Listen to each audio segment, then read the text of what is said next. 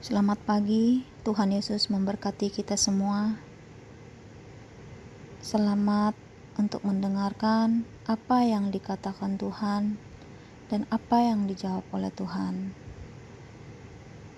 Bacaan firman Tuhan di dalam Lukas 14 ayat 25 sampai yang ke-35.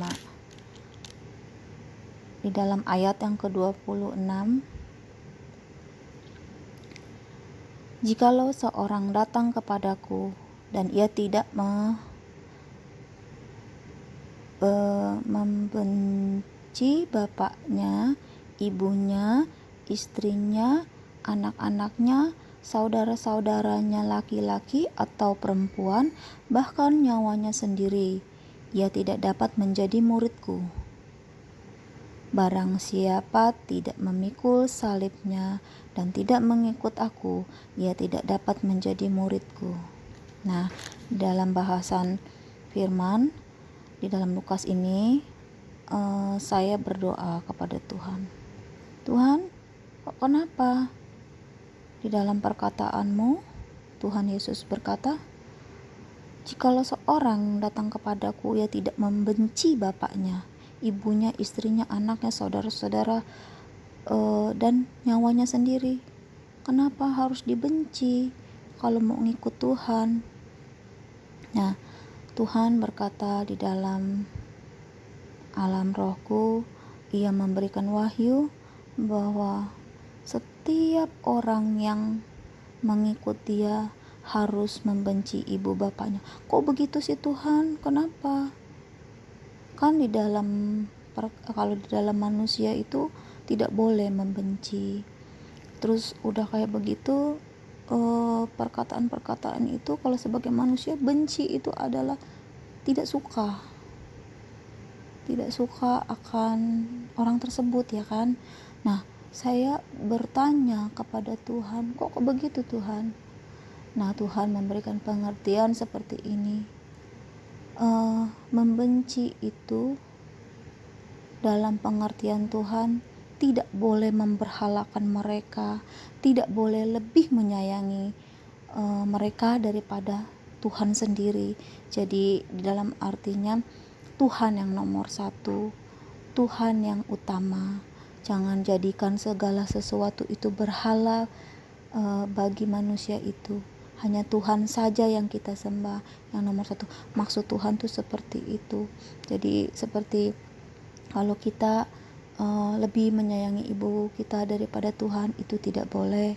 Kita lebih menyayangi bapak kita, maksudnya ayah kita, itu tidak boleh. Atau kita lebih menyayangi suami kita, adik-adik kita, atau segala macam dalam arti ketenaran kita, kekuasaan kita, kekayaan kita, dan itu semua perumpamaan yang Tuhan kasih. Bahkan diri kita, tentang kecantikan kita, kekayaan kita, kekuasaan kita, itu Tuhan memberitahukan saya itu adalah berhala, dan bencilah itu. Bukan dalam arti manusia kita harus membenci mereka, bukan, tapi dalam arti kamu harus membenci karena itu akan menjadi berhalamu. Tuhan memberitahukan itu. Oh Tuhan, terima kasih, karena pengertian-pengertian itu terkadang tidak mengerti oleh manusia, tapi Tuhan memberikan pengertian itu kepada saya. Terima kasih Tuhan, terima kasih. Semua yang di pikiranku ini ya Tuhan, saya berpikir sebagai manusia, kenapa Tuhan kok begitu perkataannya di dalam firman, tapi Tuhan memberikan hikmat buat saya. Jangan jadikan berhala itu bagi hidupmu. Oh, terima kasih Tuhan. Dan Tuhan memberikan juga pengertian bahwa barang siapa tidak memikul salibnya, ia tidak dapat menjadi muridku. Dalam arti memikul salib adalah beban dan tanggung jawab yang akan kita terima dari dibenci oleh keluarga kita, diasingkan, diisolasi, dijauhkan dari teman-teman kita, Karena memikul salib adalah sangat berat beban itu. Tapi Tuhan akan memberi kekuatan bagi kita. Tuhan akan memberikan kekuatannya. Tidak perlu takut, karena masih banyak tempat di surga yang Tuhan sediakan bagi kita. Tuhan akan membantu, Roh Kudus akan menghibur. Tidak perlu kita takut dan khawatir. Serahkanlah semua segala khawatirmu, ketakutanmu kepada Tuhan. Nah, di dalam ayat yang ke 30 berapa ya ini? 33, maaf. Demikian pula lah tiap-tiap orang di antara kamu yang tidak melepaskan dirinya dari segala miliknya tidak dapat menjadi muridku. Dalam arti kekayaan yang kita miliki, kekuasaan yang kita punya, kepintaran yang kita punya, itu juga tidak boleh menjadi berhala di dalam hidup kita. Biarlah hanya Tuhan saja yang dipuji, hanya Tuhanlah saja yang menjadi yang utama di dalam hidup kita. Tuhan berkata seperti itu agar supaya anak-anak, setiap orang-orang kudus bisa mengerti akan kehendak Tuhan. Dan garam memang baik, tetapi jika garam juga menjadi tawar, dengan apakah ia diasinkan? Selain dibuang. Karena kita adalah anak-anak Tuhan, garam dunia ini yang memberikan rasa, memberikan kenikmatan di dalam dunia ini. Tuhan memberikan kita cahayanya untuk menerangi dunia ini. Tuhan akan mengajarkan kita hal-hal yang baik. Tuhan akan mengajarkan kita hal-hal yang penuh dengan kemuliaan Tuhan. Tuhan akan memberikan kita kekuatan. Tuhan akan memberikan kita perlindungannya. Ia akan menjadikan kita biji matanya, sehingga yang jahat tidak bisa menjamah kita. Karena ada perlindungan dari darah Yesus yang akan melingkupi hidup kita sebagai orang-orang yang percaya kepada Yesus. Tuhan itu sungguh baik. Tuhan itu sangat baik. Ia mengasihi manusia. Ia sangat mengasihi manusia.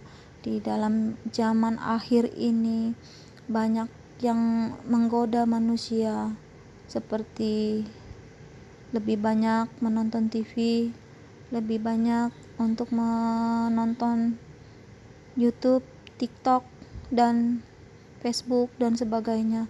Ia banyak sekali menyita orang-orang kudus. Waktu ia untuk berdoa menjadi menipis. Mereka lebih banyak kepentingan dunia, kesenangan dunia. Mereka tidak mengerti akan kehendak Allah. Tuhan sedih, Tuhan menangis. Tapi karena kasih dan kasih karunia-Nya, Ia memberikan waktu untuk bertobat, untuk berdoa dan berlutut di bawah kaki-Nya. Tuhan sayang kepada kita. Dia ingin semua manusia selamat. Dia tidak ingin manusia masuk ke dalam neraka. Bertobatlah selagi masih ada waktu. Kembalilah kepada cinta mula-mula. Berdoalah senantiasa, berjaga-jagalah di dalam setiap waktu, setiap detik. Walaupun sesibuk apapun, tetaplah hatimu berdoa. Tetaplah pikiranmu tujuan kepada Yesus. Tujukan kepada Tuhan. Mungkin saya tidak bisa merangkai kata-kata yang baik, tidak bisa membuat kata-kata yang indah, tapi Tuhan tahu hati saya hanya untuk memuliakan nama Tuhan. Dengarkanlah perkataan Tuhan, dengarkanlah apa yang Dia katakan. Ikutlah Dia, imanmu yang menyelamatkanmu. Terima kasih saudara yang telah mendengarkan dan melakukan firman Tuhan. Tuhan mengasihimu, Tuhan menyayangimu. Terima kasih yang sudah mendengarkan ini dan melakukannya. Semua karena kebaikan Tuhan, saya bisa menyampaikan ini. Terima kasih. Haleluya, terpujilah namamu Yesus. Haleluya. Engkaulah Allah yang baik. Terima kasih. Semua akan baik-baik saja. Berdoa dan bersyukur selalu. Hanya di dalam nama Tuhan Yesus Kristus yang hidup. Allahku yang hidup, Allahku yang esa, Allahku yang sempurna, Allahku yang luar biasa. Kita menang bersama Yesus. Amin.